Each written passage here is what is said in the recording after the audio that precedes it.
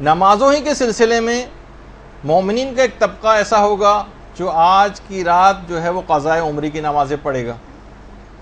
مساجد کے اندر باقاعدہ 6 دن کی نمازیں اس انداز سے پڑھائی بھی جاتی ہیں.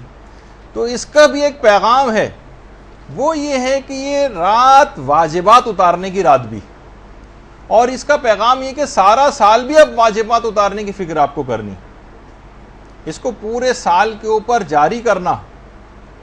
جبھی شب قدر کے وہ تمام فوائد اور جو اثرات ہیں وہ پورے سال آپ حاصل کریں گے. اپنے واجبات اتاریے، نہ صرف نمازیں اتارنے کی فکر کریں بلکہ روزے اتارنے کی فکر کریں، اپنے کفارے اتارنے کی فکر کریں، اپنے فدیے اتارنے کی فکر کریں. خواتین ہیں روزوں کے سلسلے میں جو نہیں رکھے، کفارے تاخیر واجب ہوتے ہیں. پچھلی زندگی میں جو اگلے سال تک روزے نہیں رکھے ان کا کفارے تاخیر دینا ہوتا ہے. بہت سے لوگوں کے اوپر حج واجب ہے، حج کے لیے نہیں جاتے، بہت سی خود ساختہ مجبوریوں کی وجہ سے. شرعی مجبوری ہوتے ایک الگ بات ہے. بہت سے لوگوں کے عمرے غلط ہوئے ہیں، جب تک عمرہ ادا نہیں صحیح طور پر ادا کر لیتے، حج عمرہ جو ہے وہ اس کا احرام باقی رہتا ہے، اس کو اتروانے کی فکر ہونی چاہیے. لوگوں کی امانتیں واپس کرنے کی فکر ہونی چاہیے. رد مظالم ادا کریں، لوگوں کے حقوق ادا کریں. کسی سے قرضہ لیا ہوا تو وہ ادا کریں. یہ حقوق کے ادا کرنے کی رات ہے. یعنی اس رات قضا واجب نمازیں جو پڑھی جاتی ہیں، اس کا پیغام ہے کہ سارا سال بھی آپ کوشش کریں کہ آپ اتاریں اپنے ذمے سے یہ سب چیزیں. اور کتنے ایسی چیزیں ہیں دیکھیے کہ حتیٰ کہ فطرے لوگ سوچتے ہیں فطرہ تو ہم ہر سال دیتے ہی. خود ہمارے استاد محترم بیان فرماتے تھے کہ ایک بہت بڑی غلطی ہمارے ہاں ایک یہ بھی ہونے لگی ہے کہ گھروں کا نا کوئی سسٹم صحیح طور پر بن نہیں پاتا ہے. پتہ ہی نہیں چلتا کہ گھر میں سربراہ گھر کون ہے. باپ اس طرح سے کاروبار میں اپنے ساتھ اپنے بچوں کو شامل کر لیتا ہے کہ بچوں کا پتہ نہیں چلتا کہ یہ اس کاروبار کے مالک ہیں یا باپ مالک ہے. تو بہت سی چیزیں طے نہیں کی ہوئی ہیں ہم لوگوں نے، تو اس کی وجہ سے بہت سے پرابلمس ہوتے ہیں. اب جس کے ڈیپینڈنٹس میں سے شمار ہوتے ہیں اس کے اوپر فطرہ واجب ہوتا ہے. اب اگر اولاد نے نکال بھی دیا اور باپ جو ہے سربراہ فیملی تھا، چاہیے کمائی باپ کے ہاتھ میں کیوں نہ لا کے دیتے ہوں، باپ ریٹائرڈ ہے گھر پہ بیٹھے ہوئے، لیکن سربراہ گھر وہ ہے، تو اس کو ان کا فطرہ بہت سارے فطرے کے مسئلے ہیں.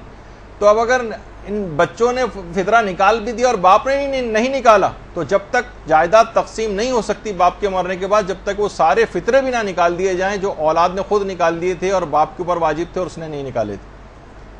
تو بہت سے اس کے اندر مسئلے ایسے ہو جاتے ہیں. فطروں کے مسئلے، کیونکہ اگلی جو کلاس ہوگی وہ چاند اور فطرے کے مسائل سے ریلیٹڈ آپ لوگوں کی ہوگی، تو اس کے اندر اس کی جو ہے تفصیل سن لیجئے گا. تو اسی طرح سے تو لوگوں کے مال میں کچھ حقوق ہوتے ہیں، ان کو آپ کو نکالنا پڑے گا. اور مرحوم کلباسی ایک عالم گزرے ہیں، جو شب قدر کا دیکھیے پیغام یہی بتایا جا رہا ہے کہ اپنے واجبات اتارنے کی رات ہے. اور اگر آپ نے واجبات نہیں اتارے تو یہ ایسے برے اثرات رکھتے ہیں کہ وہی والی بات، جیسے بے نمازی کی ہڈی والا واقعہ آپ نے سنا کہ اس سے کتنے اثرات ہوئے. اسی طرح سے لوگوں کے حقوق اگر آپ کے مال میں ہوں گے تو وہ بھی ایسی بے برکتی اور نقصانات کا سبب بنیں گے. مرحوم کلباسی یہ وہی ہیں جن کے متعلق ہم نے پچھلے سال بیان کیا تھا کہ یہ شب قدر کو حاصل کرنے کے لیے کہ مجھے سال کی کوئی ایک رات ہے نا، سال کی 365 راتوں میں یہ جاگتے رہے، 360 یا 365 راتیں مسلسل جاگتے رہے کہ مجھے تاکہ یقینی طور پر شب قدر حاصل ہو جائے. اچھا یہ تاجر بھی تھے، بزنس مین تھے. ایک دفعہ مال تجارت کے لیے ان کی کشتی اور کشتیوں کے ساتھ ان کی کشتی بھی گئی ہوئی تھی. تو اطلاع آئی کہ ایک طوفان آیا ہے اور ساری جو مال تجارت کی جو کشتیاں ہیں وہ سب کی سب ڈوب گئیں، سب کی سب ڈوب گئیں. انہوں نے کہا کہ مجھے یقین نہیں ہے، میرا مال مخمس تھا، سارے میں نے حقوق ادا کیے ہوئے تھے، ممکن ہی نہیں ہے کہ مجھے اس بات پہ یقین نہیں آتا کہ میری کشتی ڈوب گئی ہوگی. اور کچھ دن بعد ہی اطلاع آئی کہ ساری کشتیاں ڈوب گئیں، ایک کشتی نہیں ڈوبی، وہ وہی تھی جو مرحوم آیت اللہ کلباسی کی کشتی تھی.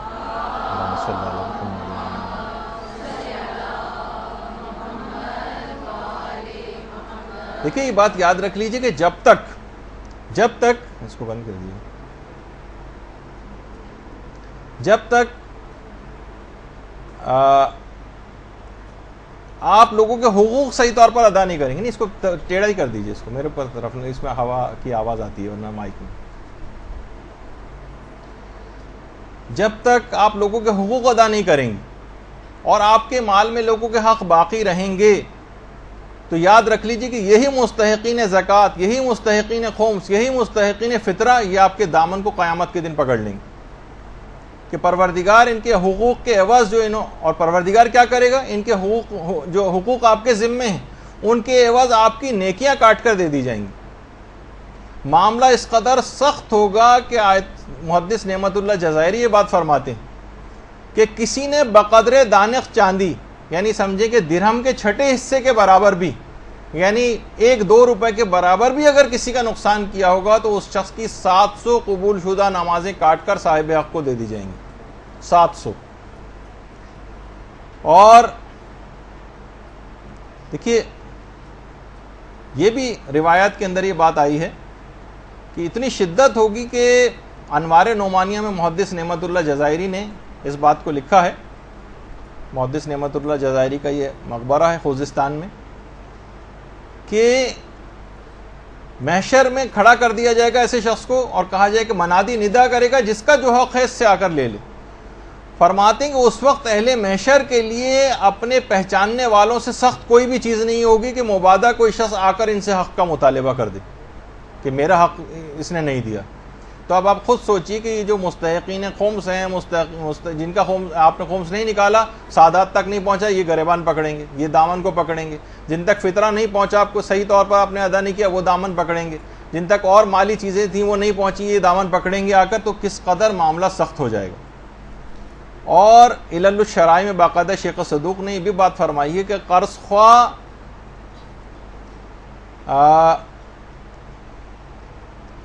یہ جو ہیں یہ آ کر مقروض کا دامن پکڑیں گے، یہ ہمیں واپس کر سکتا تھا قرضہ لیکن اس نے اس کے باوجود بھی واپس نہیں کیا.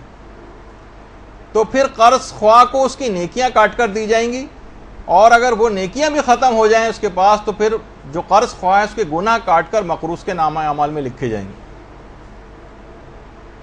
اور باقاعدہ حق الیقین میں علامہ مجلسی نے ایک چوتھے امام زین العابدین علیہ الصلوۃ والسلام کی روایت بھی لکھی ہے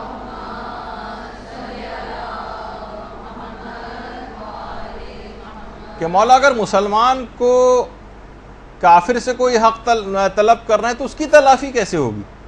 وہ تو جہنمی ہے، نیکیاں اس کے پاس ہیں ہی نہیں. امام نے فرمایا اس کے حق کے برابر کافر کے عذاب میں اضافہ کر دیا جائے گا. اور جب بھی یہی وجہ ہے کہ پیغمبر اسلام نے جو ایک سوال کیا تھا اپنے اصحاب سے، جس کی ہم نے ایک پوسٹ بنا کے بھی لگائی تھی، مفلس کون؟ ایک دن رسول اللہ نے اپنے اصحاب سے پوچھا جانتے ہو کہ مفلس کون ہے؟ صحابہ نے عرض کیا کہ مفلس وہ ہے جس کے پاس مال و دولت، باغات اور سرمایہ نہ ہو. رسول نے فرمایا میری امت کا مفلس وہ ہے جو قیامت کے دن اس حال میں آئے گا کہ اس کے پاس نماز، روزہ، زکوٰۃ جیسے اعمال موجود ہوں گے لیکن اس نے زندگی میں کسی کو گالیاں دی ہوں گی، کسی کو تہمت لگائی ہوگی، کسی کا مال ہڑپ کیا ہوگا، کسی کا ناجائز خون بہایا ہوگا. ایسے شخص کی نیکیاں اس کے متاثرین کو دے دی جائیں گی. اگر اس کی نیکیاں کم پڑیں گی تو اس کی متاثرین کی برائیاں اس کے نامہ اعمال میں ڈال دی جائیں گی اور اسے دوزخ میں ڈال دیا جائے گا. ایسا شخص سچ مچ مفلس. تو آپ خود سوچئے کہ یہ تمام چیزیں ایسی ہیں کہ یہ اصلاً مفلس ہو جائیں گے. اس رات قضا واجبات اپنے اتارنے ہیں، قضا نمازیں اتارنے کا جو پیغام ہے وہ یہی ہے کہ اپنے واجبات اتارو. اور یہ اتنا عظیم ثواب دلواتا ہے واجبات اپنے اتارنا، یہ کسی کو اس کا حق واپس کرنا. مثلا قرضے کا 1 روپیہ بھی آپ نے کسی کو واپس کیا تو پیغمبر اسلام کی باقاعدہ ایک روایت ہے کہ جب کوئی 1 درہم اپنے طلبگاروں کو واپس کرتا تو یہ عمل اسے 1000 سال کی عبادت کا ثواب دلواتا ہے، 1000 غلام آزاد کرنے کا ثواب دلواتا ہے، اور 1000 حج و عمرے سے بہتر ہے یہ عمل. اللہم صلی علی محمد. یعنی آپ کا پیسہ ضائع نہیں جا رہا، یہ اتنا ثواب آپ کو، یہ جو آپ مال لوگوں تک پہنچا رہے ہیں، اپنے پچھلے واجبات اتار کر پہنچا رہے ہیں، یہ اتنا زیادہ آپ کو ثواب دلوانے والا عمل. اور یہ بھی روایت کے اندر آیا کہ جو بھی اپنے طلبگاروں کو راضی کر لے. دیکھیے بعض اوقات ہوتا ہے کہ ہم دے نہیں پاتے لیکن ہم اس کو راضی کر سکتے ہیں، ٹھیک ہے ہم نے تمہارا یہ نقصان کر دیا تھا، ٹھیک ہے تمہارے ہم پر یہ چیز تھی، تم نے ہمیں قرضہ دیا تھا لیکن اس قرضے کو معاف کر دو، یہ ہمارے حالات ہے. کسی طرح سے بھی اس کو اگر راضی کر لیں تو کہہ رہے ہیں جو شخص بھی اپنے طلبگار کو راضی کر لے گا وہ بلا حساب جنت میں جائے گا، اور جنت میں اسے حضرت اسماعیل کی رفاقت نصیب ہوگی۔ تو نمازوں کی قضا کا جو پیغام ہے وہ یہی ہے کہ ان کو خود سے اتارنا شروع کریں، اپنے تمام واجبات کے ساتھ ساتھ خاص طور پر نمازیں ان کو اتارنا شروع کریں۔ حاجی نوری نے باقاعدہ ایک واقعہ لکھا ہے نجف اشرف کے ایک عالم کا۔ وہ عالم کہتے ہیں میں نجف اشرف میں رہا کرتا تھا۔ یہ نجف کی بہت پرانی تصویر ہے آپ کے سامنے۔ میرے والدین البتہ دوسرے شہر میں تھے اور خط و کتابت سے جو ہے وہ رابطہ ان سے رہتا تھا۔ تو میں نے خواب میں ایک دن دیکھا، رات کو میں سویا تو میں نے خواب میں دیکھا کہ کچھ لوگ ہیں وہ میری ماں کو مار رہے ہیں، یعنی ایسا لگا جیسے فرشتے جس طرح سے عذاب دے رہے ہوتے ہیں۔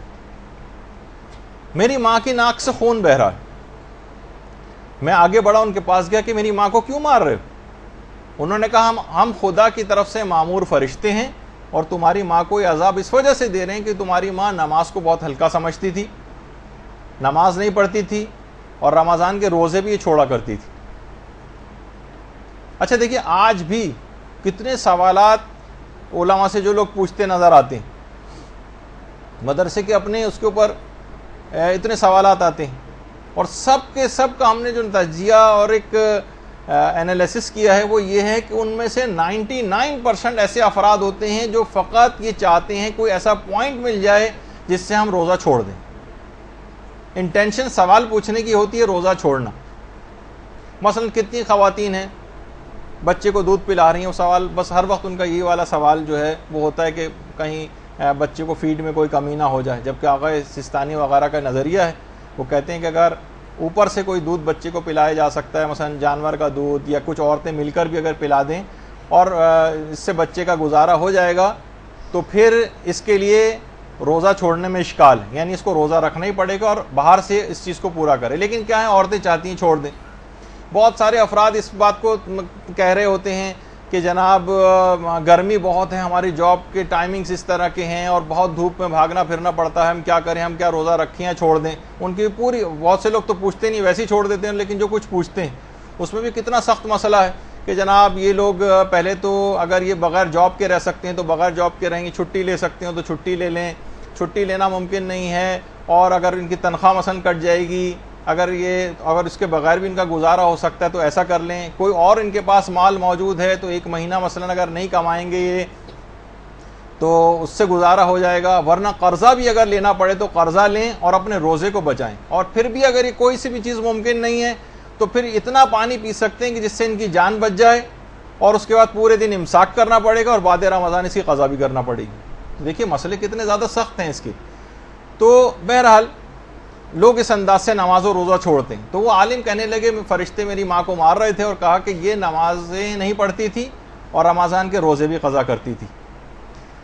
اچھا اب اور میری ماں کو یہ عذاب ہو رہا تھا کہ ناک سے خون بھی اس کے جاری تھا۔ ایک اچانک سے میری آنکھ کھل گئی، بیدار ہو گیا، کیونکہ دروازے پر کسی نے دستک دی تو دیکھا ایک آدمی کھڑا ہوا اور کہا کہ تمہاری ماں انتقال کر گئی ہے اور اس کا جنازہ جو ہے اس کا جنازہ کربلا لے جایا جا رہا ہے، پہنچنے والا ہے، تم بھی فوراً پہنچو۔ یہ کہنے میں نجف سے بھاگا وہاں سے کربلا آیا تاکہ اپنی ماں کی تدفین میں شریک ہو سکوں۔ یہ بھی کربلا کی ایک بہت پرانی تصویر ہے۔ اللہم صلی علی محمد۔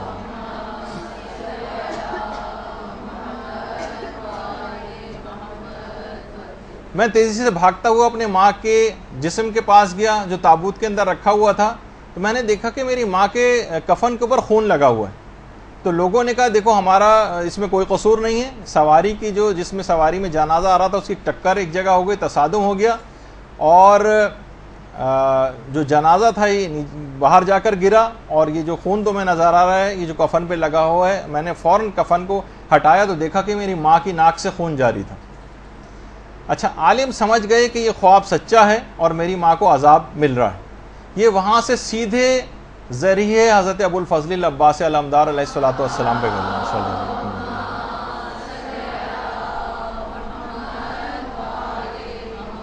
ایک بہت پرانی تصویر ہے حضرت عباس کے روضے کی، اور اب تو ماشاءاللہ زری جو ہے وہ بہت ہی پرشکو ہو چکی ہے. اللہم صلی علی محمد.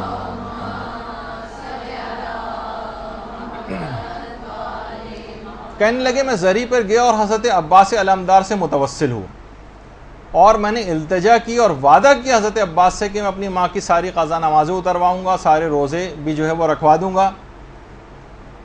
اور اس کے بعد ماں کو دفن کیا گیا. کہہ رہے تدفین کے 2 ماہ تک کا تو میں نے انتظام کیا, 2 ماہ تک.